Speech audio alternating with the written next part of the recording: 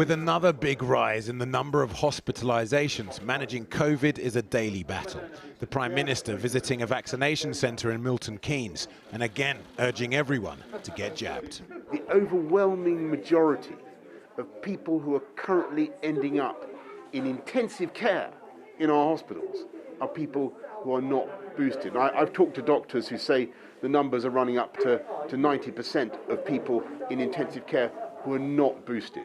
The latest data shows that while well over half of the population over age 12 have now had 2 jabs plus their booster, despite the government's desires, just over 10% haven't had a single jab yet. They are still completely unvaccinated. Every decision is finely balanced. Omicron appears to be less severe, but it is very contagious. Run a hospital, you'll know what this means.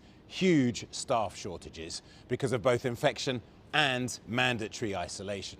Although the government is currently resisting calls to shorten isolation time. More government advice: test often and early. And not everyone's happy.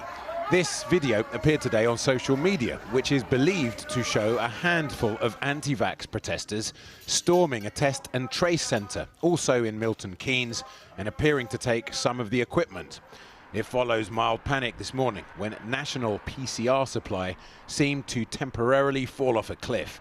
And to make matters worse, pharmacies report lateral flow kits are also in short supply. We don't know what the real problem is. What we are told by the government is that there is enough stock. So if there is enough stock, what we want to see is that the stock is dispatched and there's consistency across it, so that pharmacists do receive it in a good coordinated way.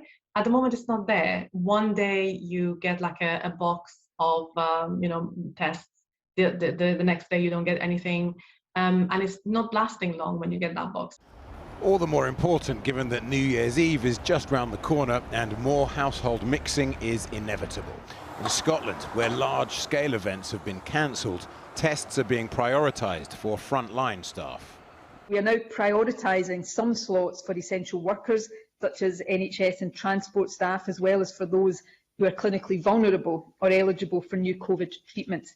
And this ensures that essential workers will get the test results they need to qualify for an exemption promptly. Of course, no one's safe till we're all safe. But with record daily infections in many parts of the world, record queues for testing too, it would seem, here in the US, the World Health Organization repeated its warnings about richer nations boosting their own populations while ignoring the less well-off. The WHO wants every country to have vaccinated 70% of their people by the middle of next year.